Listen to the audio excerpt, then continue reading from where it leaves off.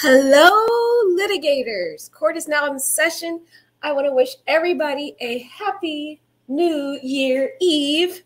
And it's going to be a wonderful year, isn't it, next year?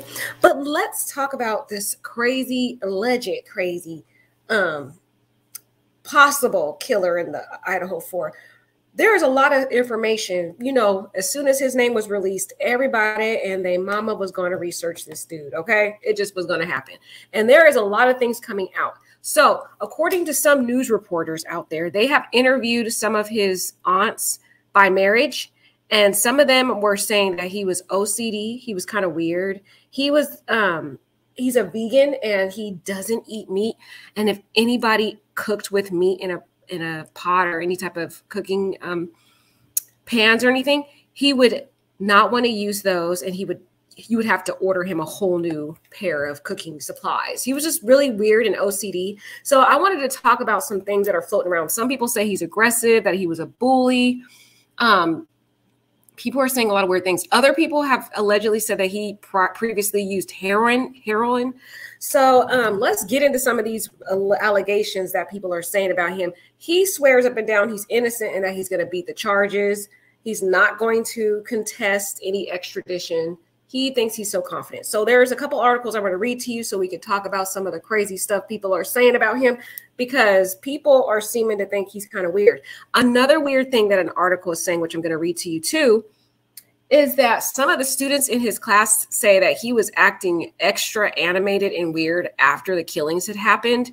They noticed a change in his behavior that they thought was kind of suspect. So let's get into these articles, y'all. I got a couple of articles to read to y'all. It's crazy. This guy sounds like a total creep. But anyways, the first article that I would like to share with you is this article from New York Post. And in this article, there was a former friend that was interviewed, and he claims that Bryan turned aggressive in high school. And he's not the only person that said that Bryan was aggressive. There's another person, a neighbor, who said that he was a bully towards her kids. So let's talk about the first witness, allegedly. The criminal doctoral student suspected of murdering former University of Idaho students transformed into an aggressive, violent bully, allegedly, at the end of high school, a former friend claims. This man's name is Nick McClellan of Pleasant Valley, Pennsylvania, told the Daily Beast he was appalled when he learned his high school buddy, Bryan Christopher Kohberger, was arrested Friday in connection to the brutal November slayings. The two had been friends during their teenage years, McClellan said. They spent half their days at Pleasant Valley High School and the other half taking heating and air conditioning work classes at Monroe County Vocational School. But the relationship dissolved after McClellan said Kohberger underwent a personality shift over the course of a summer. McClellan said Kohberger had been a down-to-earth and overweight teen when they wrapped up their junior year. Okay, so he had weight issues growing up. So he probably was bullied growing up because of his weight. That's probably what made him turn into more of an aggressive person, allegedly. So during his junior year, he was overweight, but when they started their senior year, Kohberger was thinner than a rail. And, that could lead some type of indications as to the drug use that some people are alleging that he was using heroin. So I don't know if heroin makes you lose weight, whatever. You guys let me know. I don't know anything about drugs, but I wonder if he started using drugs by then, and that's what led to his very extreme weight loss. I don't know. Y'all let me know. But in his senior year, the friend alleges that he was thinner than a rail and he developed an aggressive personality, allegedly. Kohberger also began picking up boxing lessons and was itching to put his new skills to use, according to his former friend. So I wondered if that's where he got a lot of his strength from, because if he was into kickboxing, he might have had some pretty powerful strength in his ability to overpower the four Idaho victims in this case. Let's see if there's anything else they have in here, because there's some more details about this guy. He always wanted to fight somebody. He was a bully. He was bullying people, allegedly. So he was always looking for a fight. There's some crazy stuff coming out. Let's just keep going. There's more to it, man. There's more. So he was looking for someone just to practice his kickboxing skills on, y'all. They said we started cutting him off from around friend groups because he was 100% a different person. That's why I'm wondering, did he start using drugs around this time? Did any drug use alter his behavior? Because he admitted to another lady that he used drugs. So I'm wondering, guys, if that might have altered his behavior. And this person added that the personality switch came as a total surprise and a mystery to the friends. So they couldn't figure out why he all of a sudden changed, y'all. McClellan did not immediately respond to requests for comment by the Post. After graduating from Pleasant Valley High School, Kohberger went on to earn a psychology degree from Northampton Community College in 2018, the school told the Daily Beast. Kohberger continued to work in the Pleasant Valley School District several years as a school security officer, but left the job last year. So see, he was a security officer. This man probably was using all them, developing all them skills and fantasizing about carrying out this sick crime. You know what I mean? Sounds like he had some sick thoughts going on with him. He then received a Master's of Arts in Criminal Justice from DeSales University just this year, 2022. While a student at the school, this is the sick part. Listen up, guys. While he was a student at that school, Kohberger posted a Reddit solicitation for former prisoners, y'all, to take part in his research survey about how emotions and psychological traits influence decision-making when committing a crime. He was asking some weird stuff. He was like, how did you determine the way you're going to kill your victim? Why did you decide to do it? How did it make you feel? Like, he was asking some weird stuff to these people who had formerly unalived people. Isn't that weird? And he questioned how the criminals approached their victims and whether they prepared for the crime. This is a sick dude. Like, it's like he was fantasizing about it and trying to ask these criminals questions that he was going to probably, in my opinion, ultimately carry out himself. Kohberger had been pursuing a doctorate in criminal justice at Washington State University in Pullman, less than 10 miles from Moscow, when he allegedly unalived the 4 students. And here, check this out, y'all. We haven't got all the details yet, but I've heard from many sources now, not just the New York Post, but I've heard from TMZ Post and other news outlets saying that Kohberger's DNA has reportedly been matched to samples recovered at the scene of the crimes. And guys, there's also indications that the FBI and the police officials have been following him for weeks. They have been already following this dude. Look, you know, they were trying to wait for an opportunity to get some of his samples to test to see if they match the crime scene. And when they finally got those tests back, allegedly, that's when they knew they had enough evidence to proceed. Now, we're not going to know all the full details until we get a copy of the affidavit, which we're not going to get until he's actually extradited back to Idaho. But the good news is his extradition attorney claims he's not going to fight the extradition. So that's going to save a lot of time. Once he's extradited, they're going to let us see the affidavit, which is going to be amazing because they're going to have all the details for why they believe that he is the one that unalived these 4 poor victims.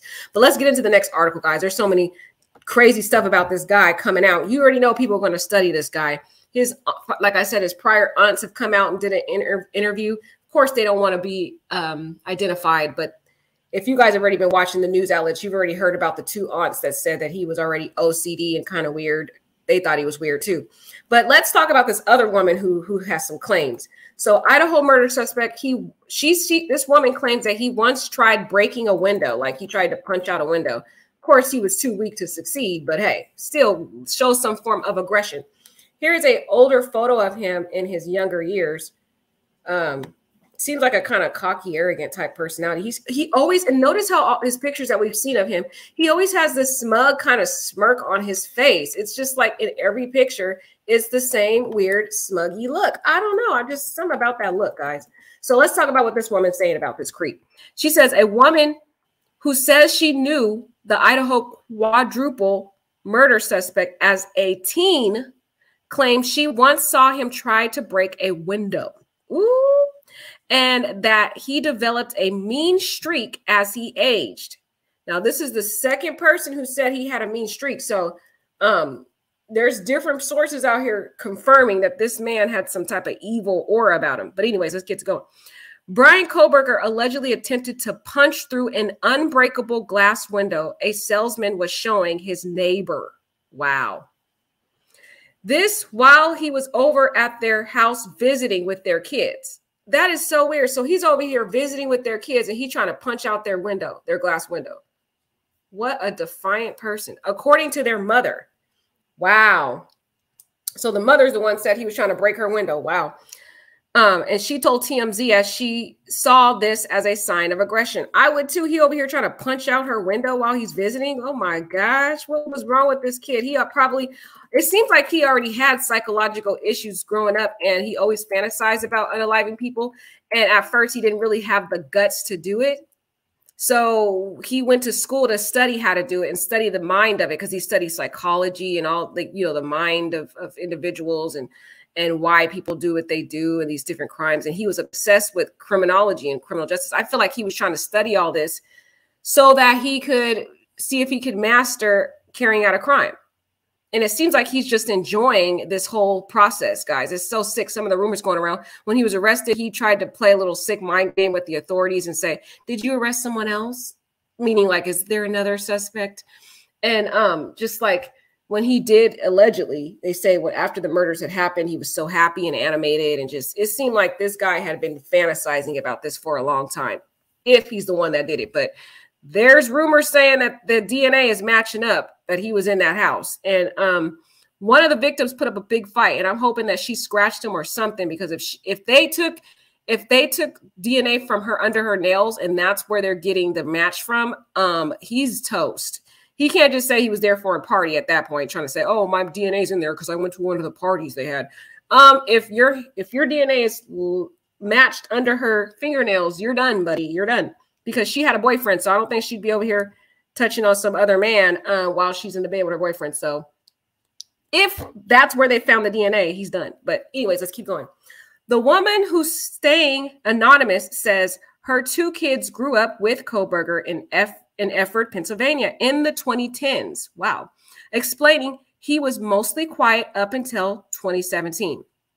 Y'all got to be careful about those quiet people. Because people who are quiet, they usually have some streak about them, something very sinister about them lurking underneath the surface. I'm just saying. And you can tell here he was mostly quiet up until 2017 when she claims she saw him change into a bully toward her kids. Wow. Although she says she never saw him get physical with them, she still insists there were troubling signs, especially in this instance. She tells us Kohberger wasn't able to break the glass that he attempted to break, but the fact he attempted to on the spot shocked her. It also aligned with what she says she saw as a dark side starting to emerge in him. Also, around the time when she claims she heard he started using heroin. So see, she's the one that is saying that she saw him, y'all, using heroin, okay? And that could possibly be around the same time that he was starting to lose all the weight. I don't know. Y'all let me know. Y'all probably know about what heroin does to people, but she claims she heard he started using heroin. Okay. So that's another information that we're getting about this guy, that he had some drug use stuff going on with him. That could have led to any type of psychological violence or something going on in his sick mind. The woman tells us she and her daughter ran into Kohberger at a wedding some years ago, and that he told them he had gotten clean. Okay, so she's hearing it directly from his mouth, claiming he's gotten clean. He stopped using all these drugs. But how do you know? Some people claim they get clean from drugs and then they go back and have a relapse. So we don't know if something happened in his life where he had a relapse and started using drugs again. Some questions I have.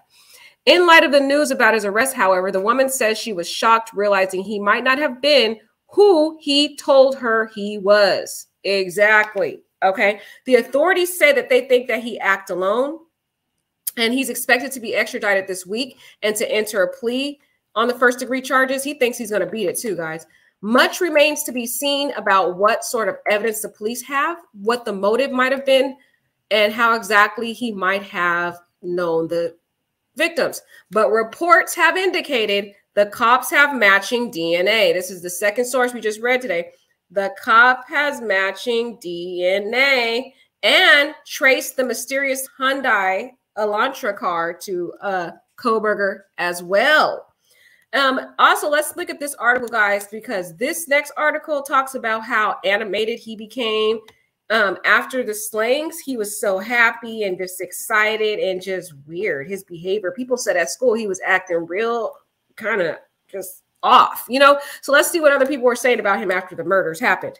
University of Idaho murder suspect more animated in class after allegedly unaliving 4 students. Wow. It's like this sick psychopath had been longing and desiring to do this. And even he still, look at this is another photo with the weird smirk on his psychotic face. You guys got to be careful with these people out here who be studying psychology sometimes too, because they be trying to get in people's minds, y'all. I'm just saying. The man charged with unaliving 4 Idaho students seemed to be in good spirits and more animated in class after he allegedly did his dirty work, according to a classmate. So he was almost happy that he did it. That is so weird. Oh my gosh. This case, guys, is really starting to sound a lot like that we talked about before in the very part 1 of my analysis of Idaho 4. It's sounding a lot like Ted Bundy, guys. Remember Ted Bundy? Ted Bundy studied law. He was very educated. He was studying to become a lawyer. He was very attractive. And he did a similar kind of sick crime where he went to a sorority house and beat multiple young ladies to death, a brutal slaying. So what if this man here is similar to Ted Bundy? What if he was studying? Because you know he studied a lot of criminals. And he had that Reddit post where he was trying to ask criminals, you know, what was it like to kill, why they did it, what kind of method did they use, stuff like that. I'm thinking, guys, I wouldn't be surprised if he didn't study some of the most horrific historical killers in our society, and one of those being Ted Bundy, because this horrific killing that happened in this case is very similar to what Ted Bundy did, except for Ted Bundy didn't use a knife. He beat these women to death. I mean, horrendous, just horrific, guys. So I'm wondering if he's a copycat. Is he a copycat of Ted Bundy, but just used a different method? And then the way he chose to act with the knife, how it's up close and personal, it's just giving me the behavior of his past, where he was into kickboxing and he was punching a window out and he was trying to bully different people and being aggressive. It really is lining up with the method he chose, because in this method, he chose using a very, horrendous knife, and the way he killed them, it was so horrific. There was blood. The house was literally bleeding from the outside, y'all. So it's really lining up with what people are saying, how he was in the past. He would have chosen up close and personal crime like this to stab because of his history of being aggressive, being a bully, taking kickboxing classes, trying to punch out windows, different just up and close and personal type behaviors. I don't think he would have wanted it to be a quick crime. He wanted it to be very slow and methodic the way he did it. Ew, guys, this is sounding so sad. Wow. Anyways, the man charged with murdering the 4 Idaho college students seemed to be in good spirits and more animated. The suspected killer, Bryan Kohberger, was seeking a PhD in criminology and was enrolled in the graduate program at Washington State University. He had recently graduated from DeSales University in Pennsylvania with a degree in criminal justice. And here is a photo of him graduating. Oh my God, even look at his eyes. He still has those weird looking eyes, y'all. Look at the eyes. Oh my gosh. Let me do a close up on the picture, y'all. Oh my God, this is supposed to be a very exciting moment for him that he's graduating, and he's looking at that man like a deer caught in headlights. Look how he's looking at him. Oh my God, he's not even smiling. Like, this is a huge accomplishment. You just graduated. I mean, you're going on to study in your PhD, and look at his face, y'all. Why he looking at him like that? Just so sinister. I'm just saying, y'all, the photo speaks for itself.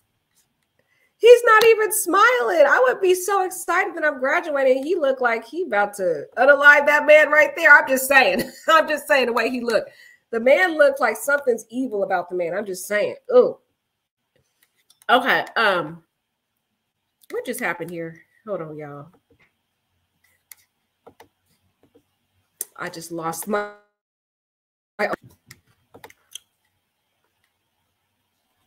Is this the same article we were on, y'all? Let's see. Hold on. No, it's a different article. I got to go back to the one I was on. Okay, can y'all see that? Oh, yeah, y'all can see it. All right, so let's continue on in this. But yeah, he is a weird, this is him at his graduation. May 2022, he had just graduated earlier this year, a couple months ago in May. But he don't look like he happy about it. I'm just saying. Okay, but BK Norton told the New York Times that they attended graduate studies with Kohberger at Washington State University and quickly noticed some red flags that weren't obvious earlier in the semester after the brutal slayings came to light. Wow. So they said he kind of flipped his whole behavior after the slayings. He was different before. They said after the slayings, he seemed more upbeat and willing to carry a conversation, Norton wrote in an email. Oh my God, to New York Times. They added, Kohberger had a keen interest in forensic psychology. So he had an interest in forensic psychology. This is his booking photo. We already saw this picture. Y'all saw this picture plastered all over the place. And notice the type of uniform he has on here. This is what they put on individuals, this green kind of outfit here. They put that on people who are on the watch, the unalive watch. You know, when they're trying to do a self-conclusion. You know what I mean? The SUICIDE word. I can't say it, but the self-conclusion watch when they're about to try to take their life. So that's what they put on them when they're considering that. They said Kohberger had a quiet but intense demeanor, which made those around him feel uncomfortable. And some of the people who were doing their kind of profile of who they thought was the possible killer, they said that he was going to be somebody that was kind of like a weird outcast, kind of got a guy quiet to himself. And this is the kind of description of what people are saying he was. But after the killings happened and it was announced to the world of this horrible slaying, he changed. He became this outgoing, happy, bubbly person, which was weird to everybody. And he also passed certain remarks that made it clear he was anti-LGBTQ. Okay. I don't know what that has to do with this case because none of these people in this tragedy was LGBTQ, but I guess they just want to make that known. Okay. He sort of creeped people out because he stared and didn't talk much. But when he did talk, it was very intelligent and he needed everyone to know he was smart, Norton said. So he was one of those type of people that was always trying to be the smartest one in the room. But they don't say anything, just weird antisocial type personality. He seems like he's like a sociopath, antisocial personality, stays to himself, but wants to be the smartest person in the room, trying to be the one that always want to out-talk everybody when it comes to information in class. You want to be, that's the person raising their hand that always has an answer to every question the professor has. That's what he sounds like.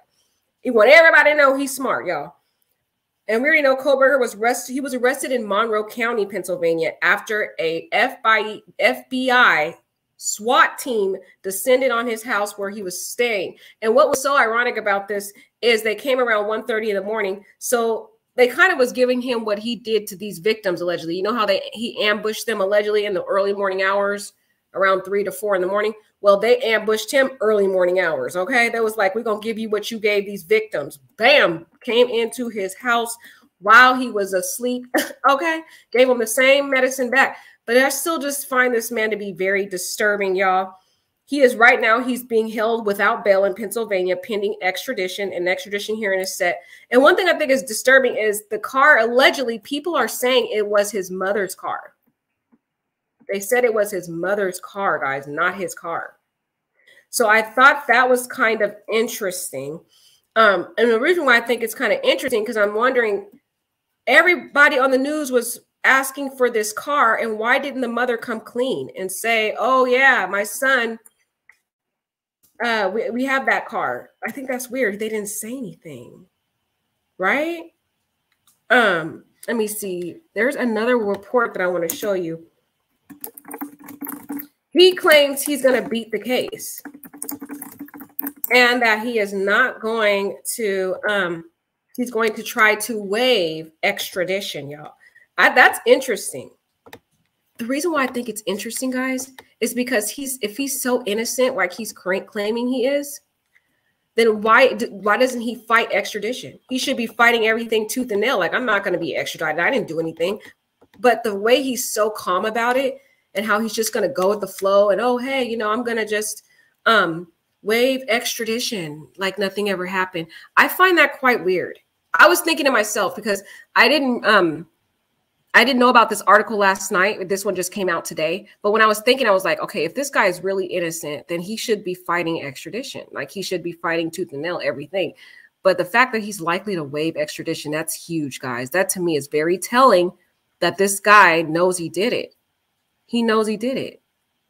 But he's going to try to use, in my opinion, he's going to try to use his criminology and his studies and all that he's done to try to see if he can get around the system. But you can't get around DNA. You can't get around all the video surveillance that's out there. And if we're going to wait and see what all the evidence the law enforcement has and the FBI, because you already know how FBI moves, and FBI was involved in this case. And if there's an arrest that the FBI was involved in, you better believe they have evidence, because FBI does not move until they have enough evidence. So, and it was an FBI SWAT team that moved in and arrested him. So I'm on the side of the FBI at this point. I don't care what this man has to say. I'm with the FBI. I want to hear what the FBI has, because they have some information, y'all. I'm just saying, because the FBI, now if it was just the local police department that arrested him, I'd be like, okay, I don't know. I'm a side eye and see what's going on. But when the FBI is involved, y'all know. The FBI don't play. The feds don't play. They will move in when they have enough.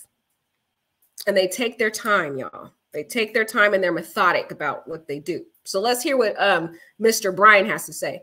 Idaho murder suspect likely to waive extradition. Attorney says he's shocked. So he claims he's shocked that he was arrested. He thought, in my opinion, he's shocked because he thought he was going to get away with it. He thought he was going to use all his little studies and all the people he's interviewed and everybody, you know, that he's been you know, trying to research over the years in that Reddit post to see if he can get away with it, and come to find out, nope, you got caught. Of course he was shocked. They ambushed him. The authorities never mentioned that they had a suspect. They kept it on the low profile. So he didn't see it coming. Duh, he's shocked. He didn't see it coming, because that's how law enforcement moves. And the funny part is the law enforcement has been watching this dude, y'all, for days. For days. And they were sitting there waiting for him to drop a cup, drop something around in the garbage so they can go swoop on in, pick up that spoon, pick up that cup, go to put it in the lab and test and see if it matched their DNA profile. Because again, allegedly there's lots of reports out there that he doesn't have a criminal record. So it wasn't like the authorities could just put in the DNA that they found at the crime scene into a database and then get a match. So they had to sit there and watch and stalk this dude, y'all, for days. Stalk him for days until they could move in, get a sample of his DNA, test it. They was at that man's university. They was everywhere watching this dude. But test it, y'all, and then get their match. What I also think is weird is this was a bloody scene, you guys. It was horrendous. So the question I have is, how did he get into the Hyundai Elantra without getting any blood in that car? There's got to be some type of, you know what I mean, guys? There's got to be some traces of blood in that car. Or if he went and took it to a cleaners, they can put that sample in that kind of, you know, it'll glow if there's blood, there's previously been blood in there. Then the authorities can get a sample and it will blow up that area where he was sitting in the driver's seat. Because guys, he had to have been drenched in the victim's blood when he left, right? That's the question I have. And then here's another thing, y'all. So they went and they did a search warrant on his apartment.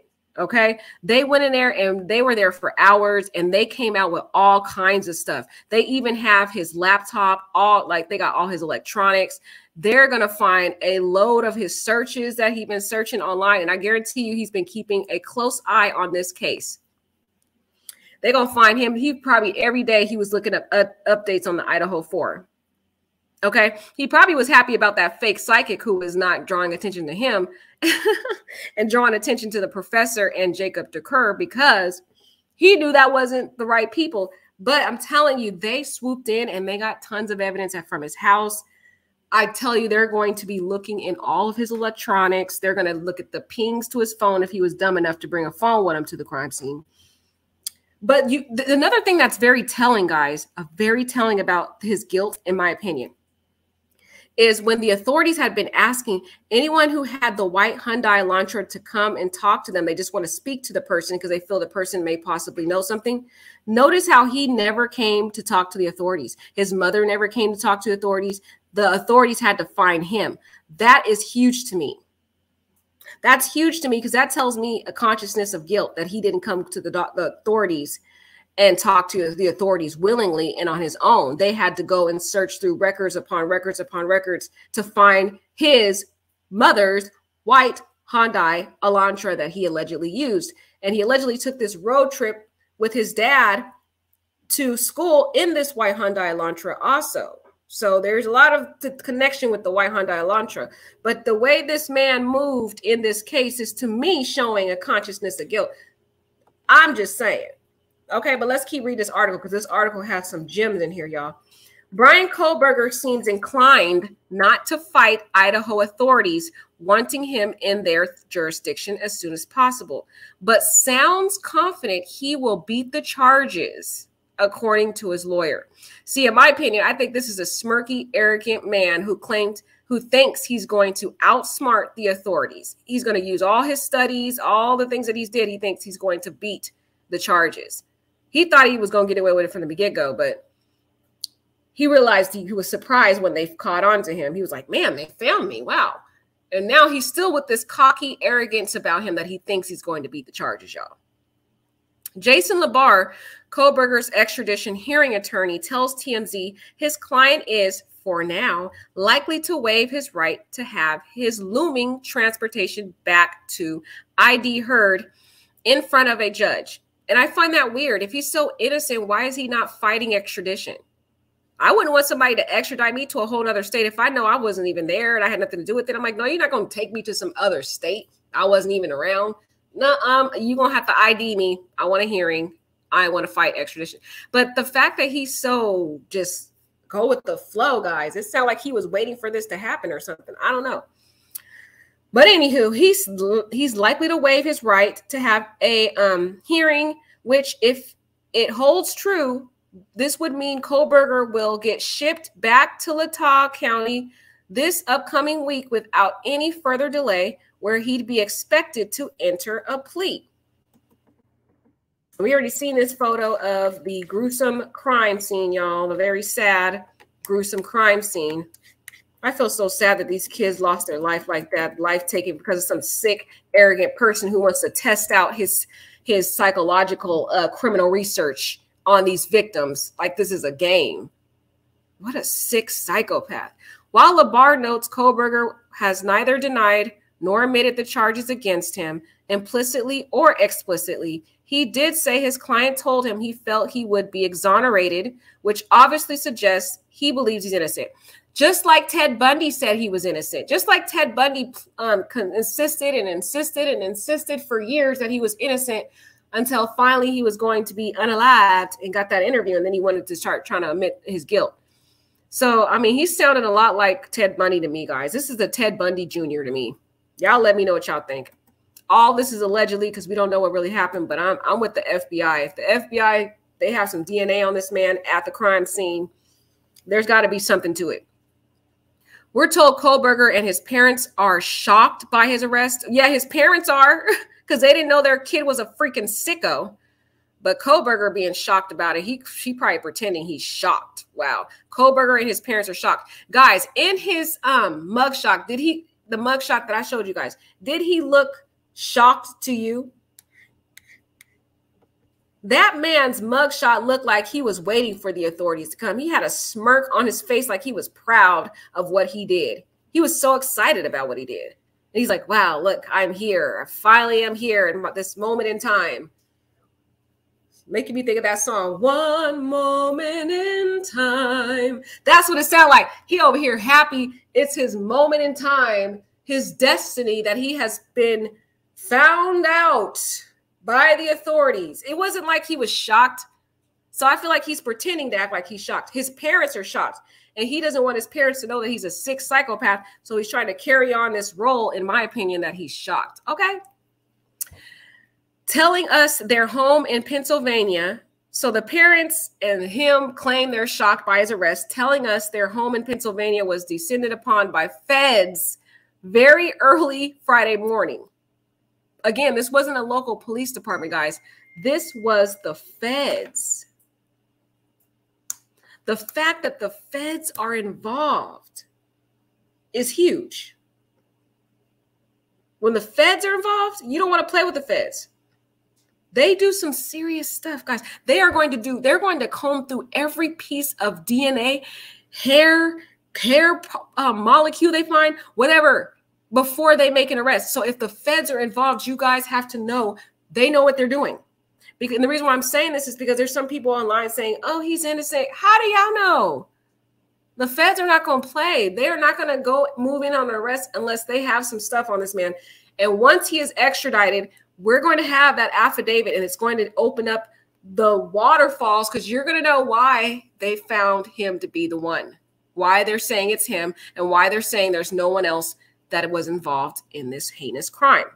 This sick guy had been planning this for years, in my opinion. He did studies, he did surveys on it. He was trying to ask various sociopaths and people who killed in the past how they did it. And why do you think he wanted to know that stuff? He wanted to know it so he can get away with it himself. But anyways, the feds came in, guys, not the local, but the police department. The Fed SWAT team moved in 1:30 in the morning, where they were surrounded by law enforcement, and they were instructed to comply, which LeBreur says Kohberger did without an issue. Well, yeah, of course he had to. He had to comply. What was he going to do? What was Kohberger going to do? Part of the reason Kohberger might want to get this over with quickly has to do with the fact that he told his attorney he wasn't on the run. Oh. So you were waiting for the authorities to come find you then, Kohberger, right? You wanted all this attention on you, right? Because you're so used to being in the background and nobody really cares about you and your feelings. So you feel like this is your time to shine, you sick psychopath. Sorry, guys. I'm just disgusted by he took these beautiful souls. These beautiful kids, y'all. They are so adorable. They deserve to live, man. That's messed up. This case just infuriates me. On the contrary, LeBreur says Kohberger relayed that he and his father drove a white Hyundai. Woo! See right there? He and his father drove a white Hyundai from Washington, where Bryan currently attends university, back to Pennsylvania on December 19th.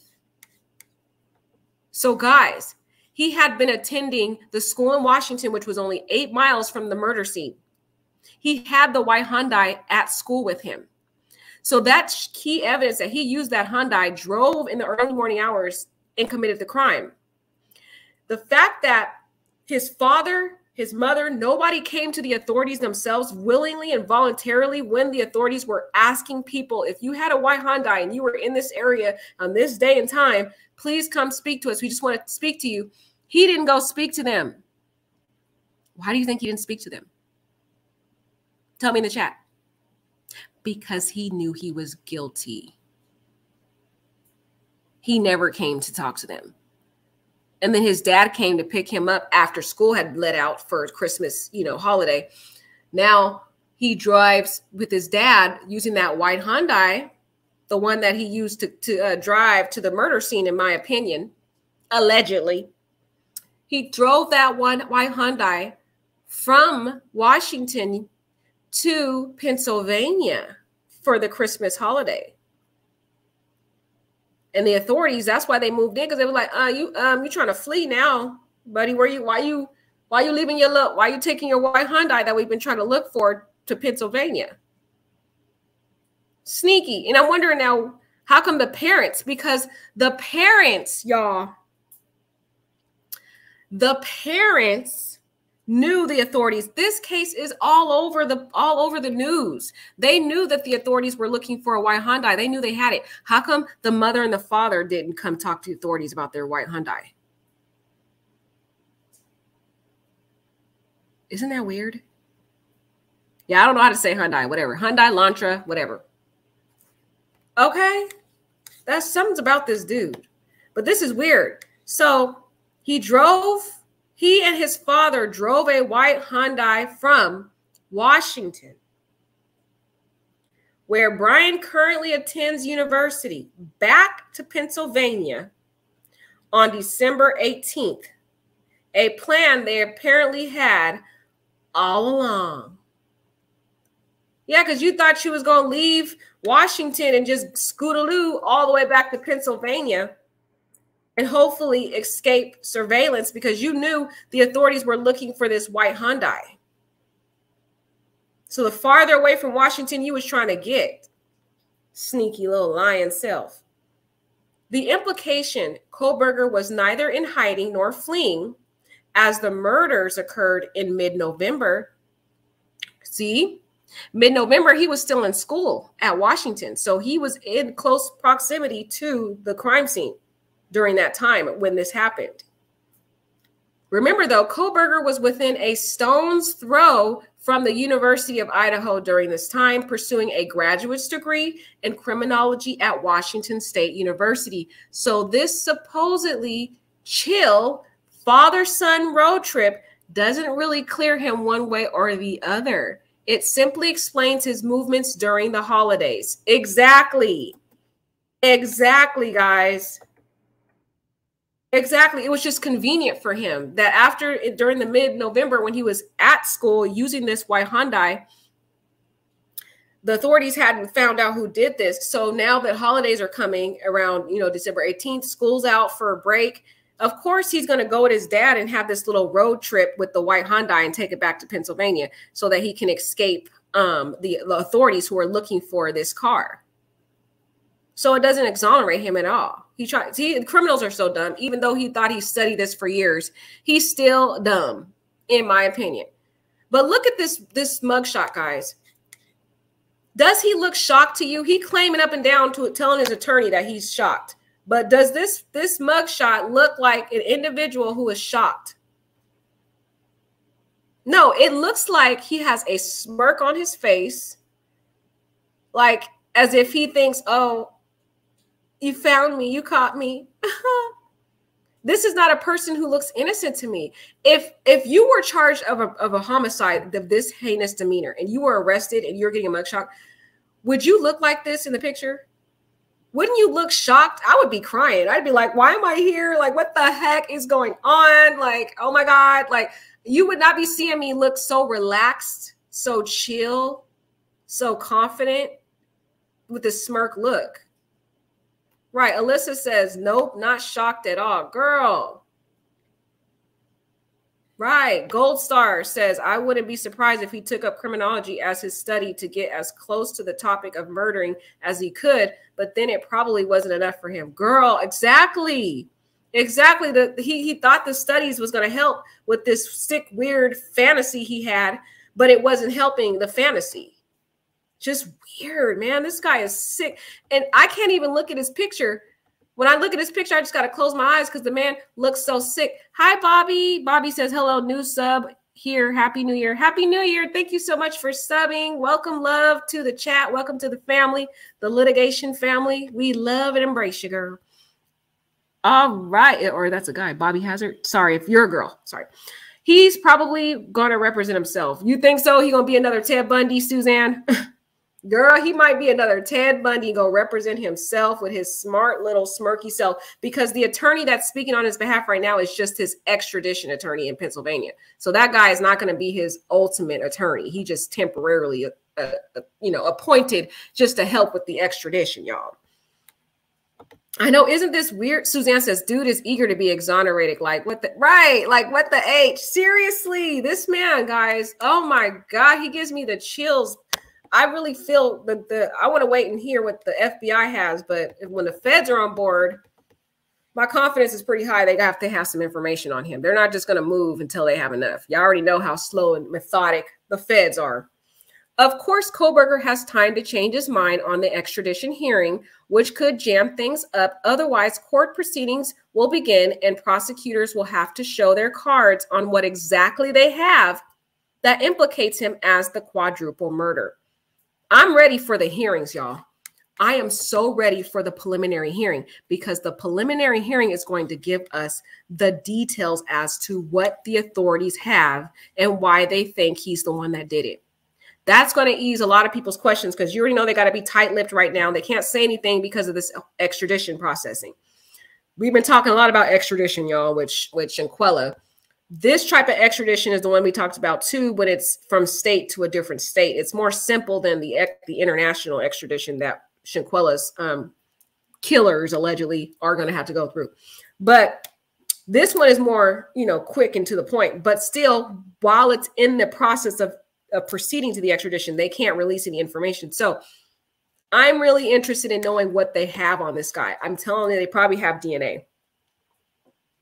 DNA doesn't lie. So there have been reports saying Kohberger has been getting surveyed for a while now. Y'all see that? He has been getting surveyed for a while now. So while everybody was online and we was playing detective, the authorities already had their eyes on this dude, just sitting around lurking and watching him for a hot minute, y'all. They were waiting to get that sample that I was telling you about. They were trying to wait for him to drop something, wipe something, take out the trash, whatever. And they digged all in that trash and got some samples. And that's how they figured this whole thing out. That's why they moved in when they moved in, guys. They had a police SWAT probably following him on that road trip from Washington back to Pennsylvania. Yep. Somebody was following him all the way on that road trip. He probably didn't even know.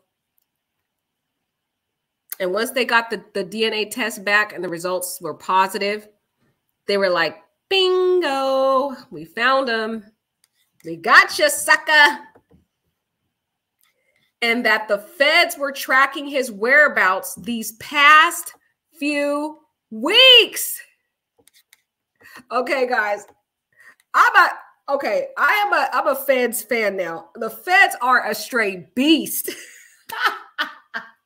The Feds are a beast. I like how they don't tell people what they're doing. They just move nice and slow. They don't say anything. While we over here like saying, hurry up, guys, hurry up, get it done. They're over there chill. They're quiet. They have been surveying this guy for a while now. They've been tracking his whereabouts for the past few weeks, guys.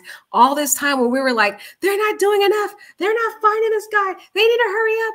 The parents, everybody, and the feds were like, y'all don't even know. Y'all just don't know. We already have somebody. We've been watching this dude for a hot minute. And we are waiting for him just to drop one sample. We just need him to drop. Just drink the soda and put it in the garbage, please. Just one sip of the Coca-Cola and just put it in the garbage so we can test that thing out. Because you're going down, boy. But that's crazy, guys. The fact that the feds, now this makes sense why that chief was smiling and so relaxed, because a day or two ago before this was announced, the chief did an interview and he was so relaxed, y'all. I'll tell you, I'm like, everybody else is over here stressed trying to figure out who killed the Idaho 4. And he was on that interview just chilling. He was smiling. He was just relaxed. He was like, oh yeah, we're going to go by the crime scene and we're going to be cleaning that up. And yeah. And we're just like, why is this dude so chill when all of us are literally, our blood pressure is rising by the day? Okay. We are stressed out, pulling our hair out like, what is going on? We need the Idaho 4 suspect arrested. And that chief was just chilling. And now it makes sense, y'all, because they had been watching this dude for weeks. They have been looking at him for the past few weeks. They already knew. They just couldn't move in on him because they didn't have the DNA positive results back yet. And as soon as that lab called them up and was like, we got a match, they was like, okay, let's plan to make that move right now. We got the match. We got our guy. Let's get him. But this is the sentence right here, guys, that took me. I got to read that again because this right here is powerful. They said there have been reports saying Kohberger have been getting surveyed for a while now, and that the feds were tracking his whereabouts these past few weeks. While he was so happy and animated, thought he got away with it, y'all. The authorities were sitting here watching. And that's why they don't say anything, because they don't want to put these suspects on notice that they're being watched, because they'll change their behavior. They'll flee. They may destroy certain pertinent evidence. They want them to think everything's cool so that their guard can be down. He can continue to make those weird searches on his social media, on his phone, different stuff like that. He can continue to, he was probably stalking the heck out of this case. I am so interested, guys, into finding out what is found on his computer. I really want to know the searches he did. I want to know what searches he did on his phone, because I guarantee you he probably had been studying this case like crazy to see if they were onto him. But that's why he couldn't say, that's why the authorities couldn't say anything, because they didn't want him to know. They wanted him to think that he got away with it, basically. And that's why he was so shocked when they arrested him, because he didn't expect them to do it. He thought he had outsmarted them. Cocky and arrogance. That's how he is. He always wants to be the smartest person in the room. Okay. There had been reports saying Kohberger has been getting surveyed for a while now. Also, the word is that the police have DNA evidence. This is another article we read and saying there's DNA evidence. It's about the third time we heard that. Putting him at the scene of the crime. And you know, when TMZ says stuff, guys, they be having some good sources. They be usually the first to have all the key and information that we need and the tea on these different stories, because they have solid sources, y'all. Solid. They said the word in the streets is that the police have DNA evidence putting him at the scene of the crime. And a match on the Hyundai seen in the area that night, which they reportedly traced to Kohberger. So they're already telling us some of the key information they have already. We already got two different pieces of evidence that match the crime scene already. Here's our beautiful victims, man. That's messed up. These poor, beautiful souls here lost their life over some sick loser who wanted to find how it feels to carry out his secret, sick, psychotic fantasies, y'all. Okay. So the police say there's 19,000 tips that led to the arrest, and they indicate that the suspect acted alone. Wow. They're interviewing, they said they were combing through 19,000 tips. Oh my gosh. No wonder they were taking a while, guys. In interviewing 300 witnesses, they have their man in the quadruple murders in Idaho. That's what they say. James Chief, this is the guy, Police Chief James Fry. This is what I'm talking about. He was so relaxed on this interview about 2 days ago. He made it clear they are confident. They are confident. 28-year-old Bryan Kohberger. Confident, y'all. When they say they're confident, I'm at ease. I'm at ease because they have some stuff that we don't know about yet. Let's just sit back. We're going to sit back and we're going to wait until the information come out, because you're going to be surprised. There's going to be a lot of evidence they have on this man. But they are confident 28-year-old Bryan Kohberger is the killer. And he will be extradited from Pennsylvania, where he was arrested Friday, to Idaho. Chief Fry indicated he believes Kohberger acted alone, saying the community is now safe. And you know, this sick man who was being so arrogant about this whole sick thing, guys, is that he had the audacity to ask the FBI when he was being arrested, talking about, did you arrest somebody else? You know good and well, Kohberger, they didn't arrest anybody else. You know you acted alone. Don't try to play. Don't try to play. Okay? Trying to think he can outsmart. This guy thinks he's smart. He thinks he's another Ted Bundy, guys. This is another Ted Bundy we're dealing with. See, in this common modern day and age, you can't get away with as much stuff as Ted Bundy did, because back in the day, the technology was lacking. Now we got more modern technology. There's more ability to test and get more efficient evidence than they can than back in the day. So his whole little rendition or reenactment of Ted Bundy is not going to work in this modern time. And you guys, if he would have gotten away with it, he would have done it again. He would have done it again. He's the type of guy that's very arrogant, very cocky. He literally studies this stuff. He's obsessed with it. He's obsessed with killers and sociopaths and psychopaths and serial killers. So he would have waited for this case to die down, become a cold case. Nobody's really talking about the case anymore. And then he would have went out looking for his next victims. He was going to be a career killer, guys. This kid. Thank God they found him. Thank God they figured out who it was, because this would not have been the last of it. Because the reason why I feel he would have did it again is because his subsequent behavior. The fact that after he did it and he went back to school and he was more arrogant and happy and animated and excited and more talkative, it feels like after he killed these victims, it gave him an excitement and an adrenaline rush that he never felt before. And he liked the feeling. And so these 6 psychopaths, once they get a taste of that, they want to do it again and again and again so they can experience that adrenaline rush that they get. It's really sick. So in my opinion, he would have went back out and he would have kept doing this to get that same sick drive and emotion that he got from killing these poor victims, guys. So it's a thank you, Lord, that they found him and they arrested him, because the community was not safe. I'm just saying. The police chief made it clear that they were holding some of their cards close to the vest in their investigation. The police came under scrutiny for not revealing any progress, but clearly they were hot on the trail. They can't tell you everything right now because they're trying to protect the case. And I respect that, because clearly they know what they're doing, y'all. Okay. As we reported, Moscow Police Department got an arrest warrant for first-degree murder after locating Kohberger's white Hyundai. They also reportedly found his DNA at the murder house. The chief apparently believes the Elantra seized has the same car, The chief apparently believes the Elantra seized was the same car seen speeding away from the house shortly after the murders. Wow, they saw his car speeding away shortly after the murders, guys. They probably have his license plate too on camera somewhere, because they tracked that Elantra all the way back to where it went. That's how they tracked it back to him. They sat there and studied surveillance videos upon surveillance videos, probably doorbell ring videos and all that, and tracked him right back to his apartment in Washington, y'all. The police said they have not recovered the murder weapon, of course, because he probably ditched that on the way home.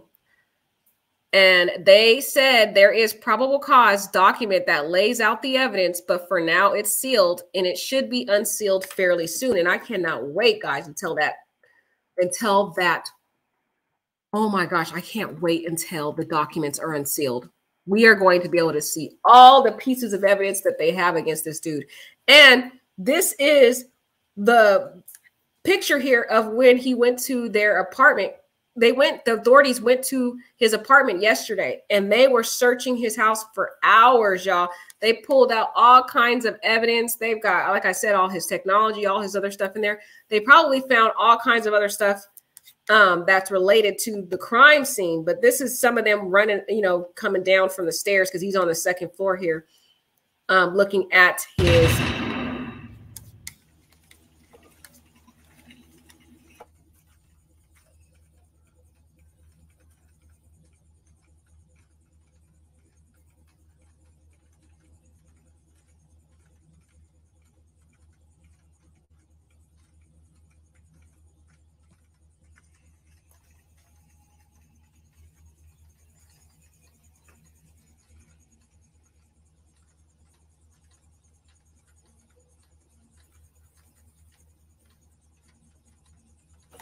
So you can see all the authorities up there.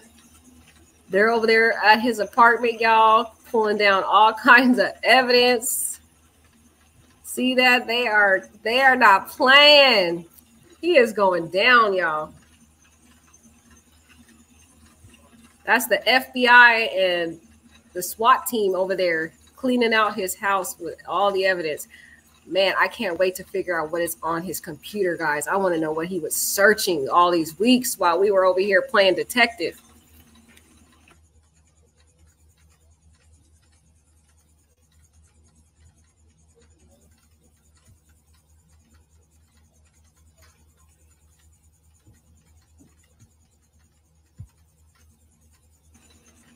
See, that's his apartment right there, the one they went into. That's where he lived, in that apartment. Yeah, man, they are not playing. I wonder what's in there. Was he sick? Did he save anything? I wonder.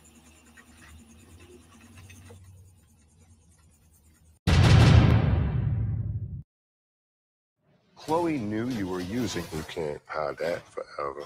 Basketball champion and reality superstar. If Chloe said, I want to give this another shot.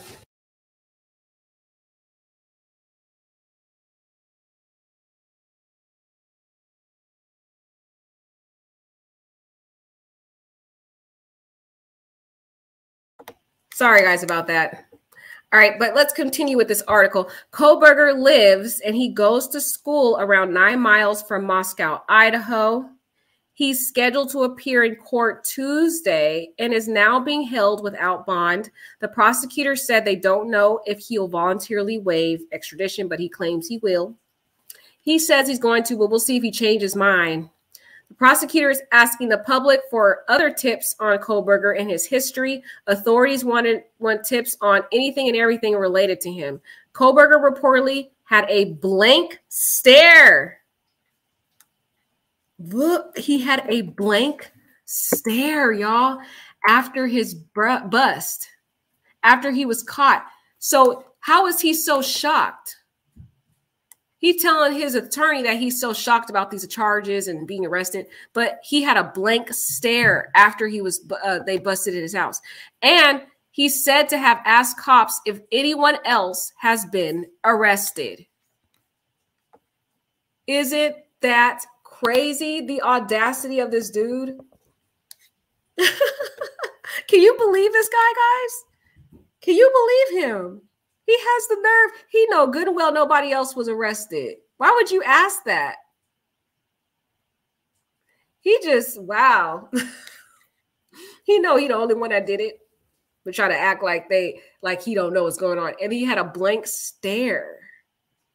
Oh yeah, Alicia says, I wonder what the neighbors think. Well, there have been different news outlets who have been interviewing the neighbors, and the neighbors are claiming that they're shocked. They didn't expect it. You know how the same stuff they always say. They were shocked and they don't know. You know, that's the stuff they're saying that have been interviewed so far by the news stations. There's different news stations interviewing different people. So, guys, this is crazy. My gosh. Oh, let's hear what. Oh, that's sad too. I feel bad for Jacob too. We all thought he did it. And I feel bad, but this is something from the ex-boyfriend. He said this on Christmas Day. The ex-boyfriend of victim is struggling. People thinks he's the killer. That's so sad. This is sad too, man, that everybody was accusing him, including myself. We were all accused. I feel so bad. I'm sorry, Jacob, if you watch this video. I'm sorry. We just, we thought you did it. We sorry. That's sad. But thank God he's vindicated now that he didn't do it. Oh, gosh. Poor kid, y'all. The Idaho University murder investigation has been frustrating and heartbreaking for the families of the victims, but it's also taken a toll on the ex-boyfriend of one of the victims whose life has been unpinned in suspicion. Jack DeCoeur dated Kaylee Gonsalves for 5 years and called her the love of his life. This, according to his aunt, Brooke Miller, who spoke to the New York Post. Miller believes although Kaylee and Jack have broken up, they would have eventually married. I feel really bad, guys, that everybody online, all the YouTubers thought he did it. And I mean, hey, that's so messed up.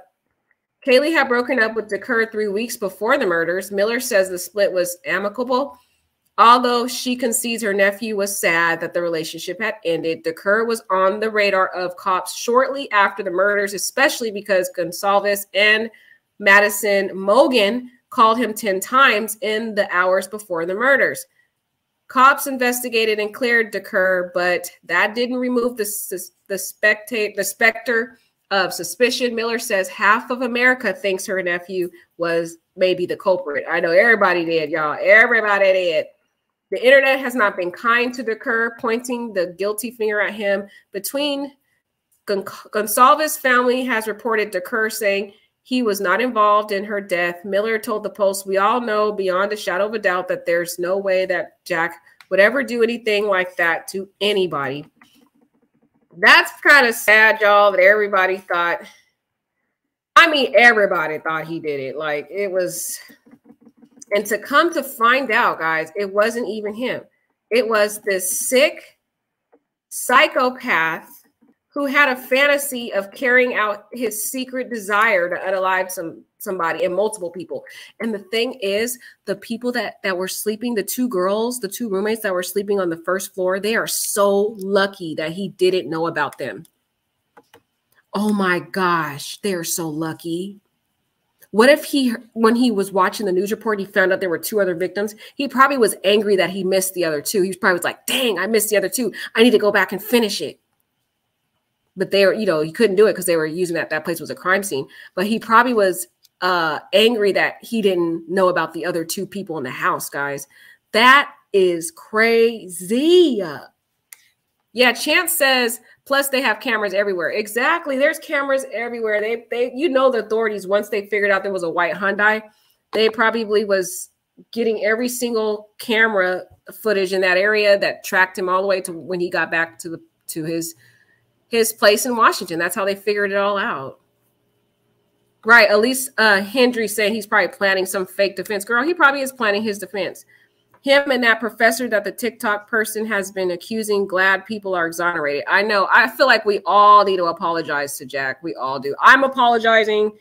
Humbly, I apologize, Jack, if you ever see this little video. Nobody ever. I don't have many views on this stuff, but if he sees my video, I am humbly sorry. I mean, forgive me. But I feel like the whole freaking country owes Jack Decker an apology. They need to say sorry to him. Like, if you're going to put him through all that, you need to apologize because that's messed up. I only did 1 video on him, but I was seeing other people doing tons of videos about Jack Decker. So all them people that were getting all them views on all those videos, they need to do a video just apologizing to Jack, like for sure. If you're gonna do all these videos accusing this poor kid of this, then the honorable thing to do would be to apologize, man. It's just so frustrating that people, they'll do these views and stuff, these videos, and then when they're wrong, they never take the time to apologize. It's like, come on, y'all. Y'all is so messed up. That poor kid probably is psychologically battered and just ruined. Probably had to get counseling. I don't know. He probably went through a lot of depression.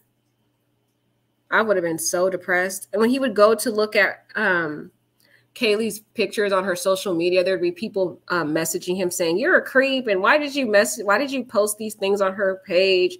And I'm like, that was his girlfriend, duh. Like, some of the stuff people were saying, I was like, of course he thinks she's hot. She's his girlfriend. Like, why do you guys think that's suspicious? Like, some of the stuff they were saying about Jack Decker, even I wasn't agreeing with. I was like, y'all doing too much. Right, Bobby says that poor kid. I know, Bobby, so sad. Man, it's so sad. Nobody is wondering what was said to Adam anymore. Yeah, I still want to know what was said to Adam, but I'm still curious, but they don't have anything to do with this. This guy looks like he's just a random dude, guys. What if he was that same dude that was on campus with the knife, though? I wonder. Yesum, hi, Yesum. Happy New Year. So good to see you in the chat. She said that's how to work it. Say nothing. Do your thing, then pounce. Good job, Feds. I know. Good job, Feds. The Feds are a beast. They are a beast. They did. They alluded to that in the press conference. Yeah, they kind of alluded to it, Alyssa girl, but you know, they didn't tell us much in the press conference. Guess it's because I'm a boomer from the non-instant gratification times because I did not think this lasted long at all. Okay, good, Bobby. Okay. Bobby was probably one of the only patient people out there. This was a quick investigation, but us people out here, I think our emotions got the best of us, Bobby. It was the emotions involved. This case was very heartbreaking for a lot of people. So they just hurry up and wanted someone to get arrested because of the emotions it took on everybody. It really captivated the world. This case is so sad, guys. It is very sad to see these beautiful teenagers living their life, you know, and I feel as though they did the right things, that they came home, they locked up the house. Well, I don't know if they locked it up well enough because he got in. I wonder if he'd been watching this house, though. Like, why did he pick that house, guys? Oh, you want to know something else sick about this? I didn't tell you this. He has two sisters, right? One of the sisters live next to this house, the Idaho 4 house, the sorority house. His sister lives near them. She lives next to, allegedly lives next to them.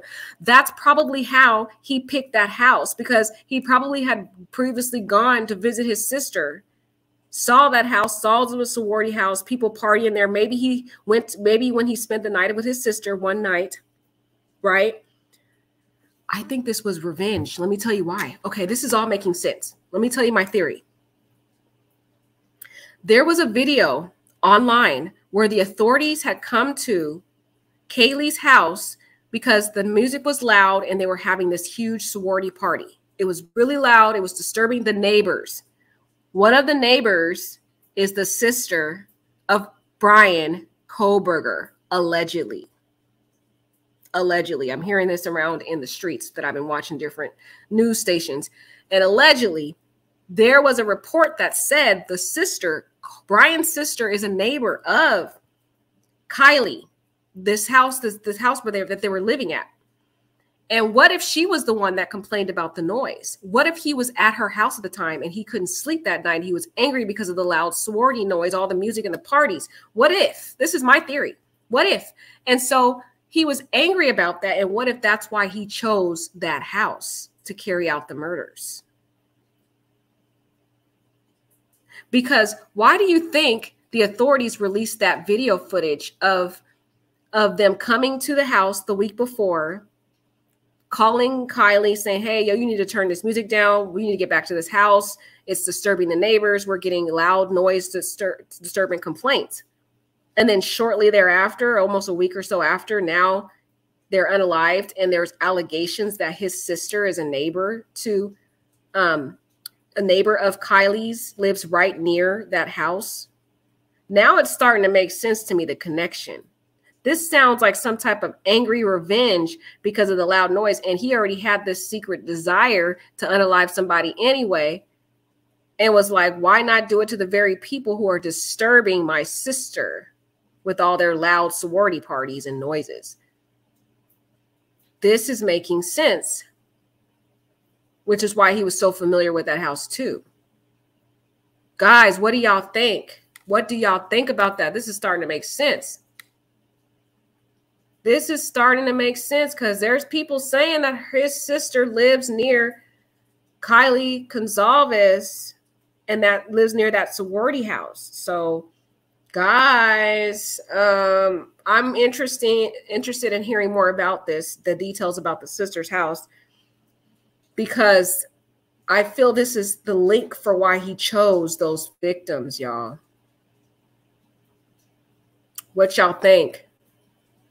Hi, Gigi. Hi, Happy New Year, Gigi. You're here. You missed you, girl. You made it live. I'm so happy to see you, girl. We are talking about this sick psychopath here on the screen. Hi, Elisa. Elisa says she thinks it's interesting. Elisa, did you hear that? Did you hear about the sister living near the Idaho 4 house? Because that's what I've been hearing. I have been hearing about the sister. Bryan's sister lives near Idaho 4's house, which is why I possibly think he may have been. Well, he visits his sister. He probably went there to visit her one night or whatever. The music was loud. Probably was angry about all the loud noises they do at the sorority parties, and was like, they're going to be the ones I unalive. You know what I'm saying? Okay, Elisa says she did hear that. Okay, I'm not the only one, because I've been studying this after this guy's name has been talked about. And there is a allegation that his sister lives next to or is the neighbor of the Idaho 4, that house where they lived. And this is making sense now why they released that footage. Because I was like, why are you guys releasing this footage about them having loud music and there being complaints about the loud music and the neighbors complaining, and how, you know, the officers basically reprimanded Kylie, and everybody was like, you need to get back here. You need to turn this music down. You need to make these people leave your house. I'm wondering, was it Bryan's sister that called in the complaint to the noise? Did she call up her brother one night and complain and say, oh my God, these neighbors next to me, they're so obnoxious. They're always having these sorority parties. I'm tired of them. Blah, blah, blah, just venting to her brother, not realizing her brother is a freaking psychopath who has had this underlying desire to unalive people, and just felt this was the great opportunity and time to do it, because the way he unalived these kids was with so much brutal force and aggression. It sounds as though he had a vendetta or an anger against them, and it feels as though it was like a revenge type killing, even though I feel this man fantasized about this and wanted to do this, guys. But this could have been the motive, though, in my opinion.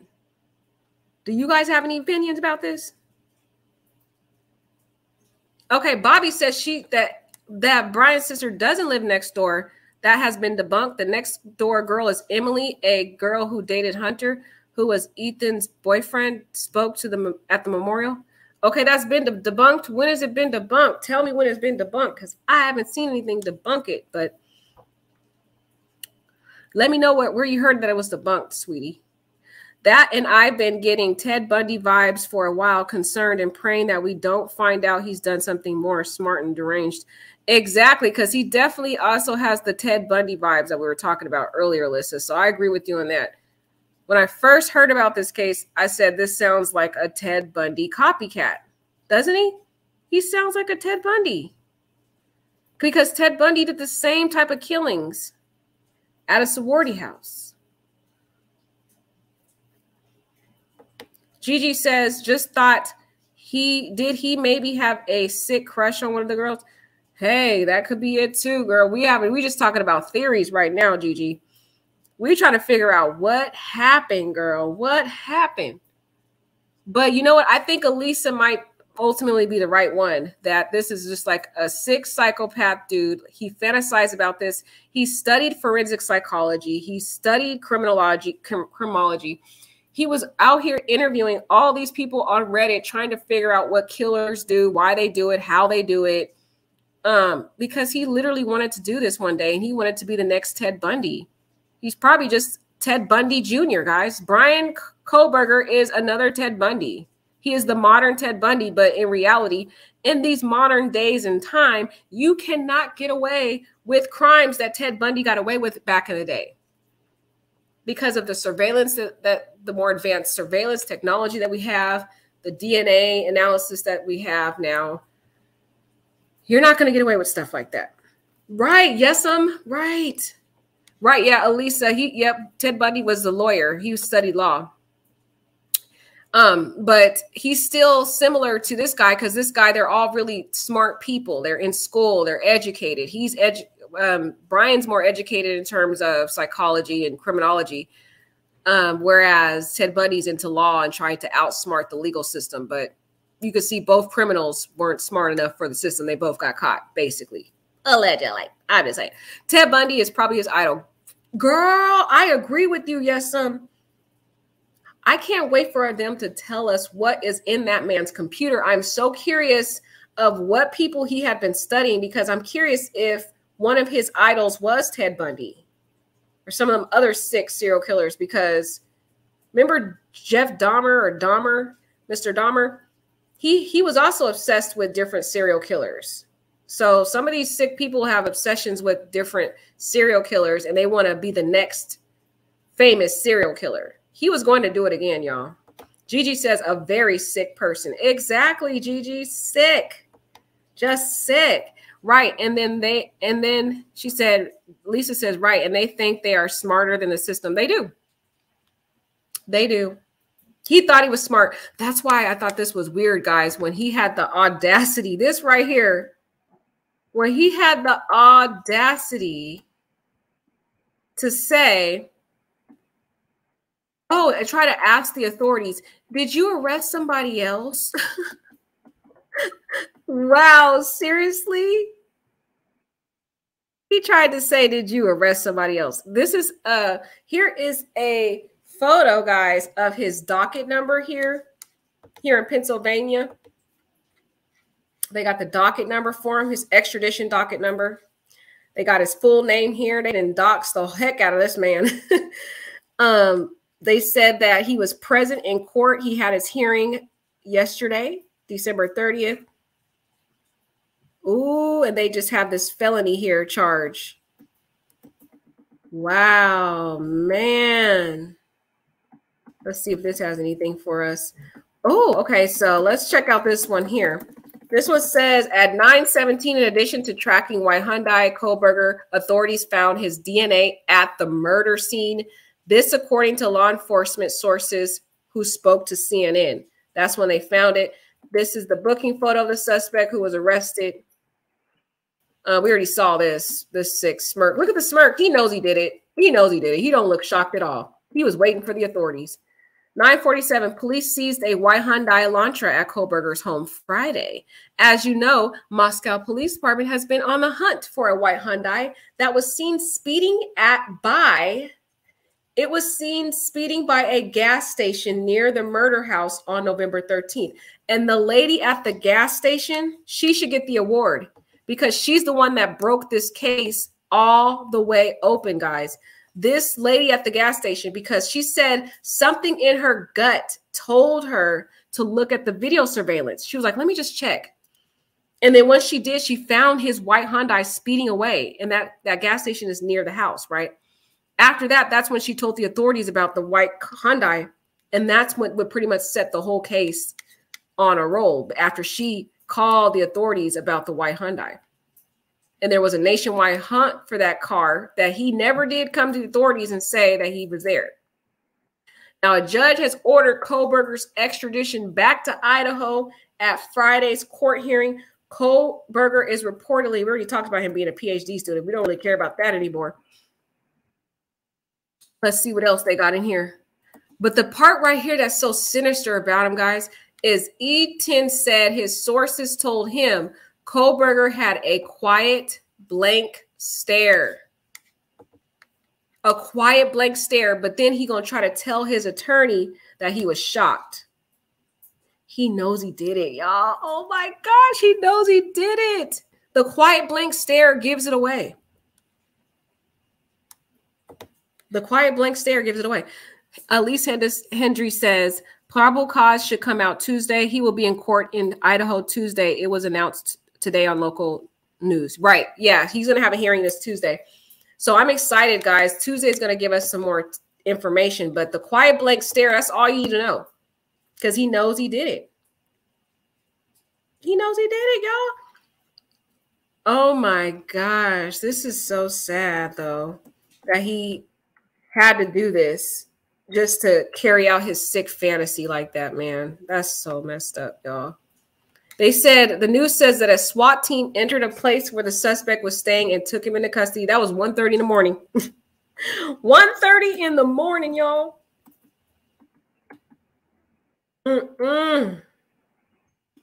Still got that sick stare there. He always, see, he looks, to me, he looks like someone that would do this. It's kind of like a blank stare. He never has any emotion. He's always very quiet and methodic in his behavior. And then after he committed the crime, he was celebrating, just sick, over here having a party. Bobby Hazard says he sure didn't plan for gas station lady in this, his thesis. Right, Bobby Hazard. He would have probably got away with this for a little while until they were able to figure it out. But for the gas station lady broke the case open because as soon as she figured out, let me look at my video surveillance, and told the cops about the car, that's when the cops were able to get the lead. So they better give that gas station lady an award because she's the one that helped the whole case. If it wasn't for her, I don't know if they was going to be able to, they would have been still looking because the problem was he doesn't have a criminal record. So even though they have all this DNA evidence, how are they going to test it if they don't know who to test it on? They don't know who to test. So thank God for gas station lady. She is the hero of the day, of the year, of the month. Everybody need to be thanking her because this case would have probably went cold. Right. Like Elisa Hendry says, blank stare like that graduation picture. Right. Shaking my head. Girl, Same blank stare. This man has no emotions. He looks like, doesn't he look like a sociopath? Like, how do you not smile at your graduation? And any of you guys who are college graduates, doctorates, whatever in the chat, if you guys have graduated, aren't you happy about it? You got a smile on your face. You're celebrating. It's a very exciting day because of all the hard work and labor that you put in to achieving this monumental goal. And look at his face, like he don't care. And just like Chance said, there has been a lot of unsolved murders in Moscow. 52 cold cases, guys. 52 cold cases. This would have been another cold case, but for Gas Station Lady. Gas Station Lady saved the day. Moscow, Idaho has a problem in their investigation unit. So we got to thank that Gas Station Lady. She was the one that something told her to look at her video surveillance, and but for her doing that, y'all, she said the Gas Station Lady was on top of it. Right, Gigi? Girl, Gigi was on it. That lady was on it. I wonder they need to interview her. Dinah says graduation is the happiest day ever. He looks like he's holding a grudge in that picture. Right. Don't he look like he want to unalive the guy right there? Like he want to take him out for giving him the diploma. I'm like, why are you mad at him? He gave you your diploma. You look like you about to take the man out. What did he do to you? I'm just saying. The man looks sinister to me. So, guys, we will reconvene. Oh, let's see. Bobby Hazard says he looks so much like Christian Bale when he loses weight. I don't know who Christian Bale is. Who is that? But, guys, we will reconvene back on Tuesday or sometime earlier, guys. If I find some more information about this guy, we will come back and talk about him because there's a lot of stuff just kind of coming out about the sick guy. He also had like an OCD personality, just really weird person, people are saying about him. So there will be a lot more stuff coming out. And as it does come out, we will come back and we will talk about it. Happy New Year, guys. Happy New Year. Yay. Elisa, that place seems to have some seedy things going on. Yeah, Moscow seems to have some weird stuff, guys. I'm not visiting Idaho. Happy New Year, GG. Much love to you. I just have to say I'm so excited to see your messages, and I just get so elated when I see your messages. I'm so happy to have you. Love you so much and so dearly, GG. Have a safe New Year, guys. It's raining and storming where I'm at, so I'm stuck in the house. So I'll be sitting here looking online because it's storming over here. It's been raining every day here. Gosh, I'm like, dude, this weather need to chill with all the rain. Need to sit down, do something. All right, guys, Happy New Year. Enjoy your New Year. Love you all. Be safe, guys. Do not drink and drive, please. Love y'all. Take care.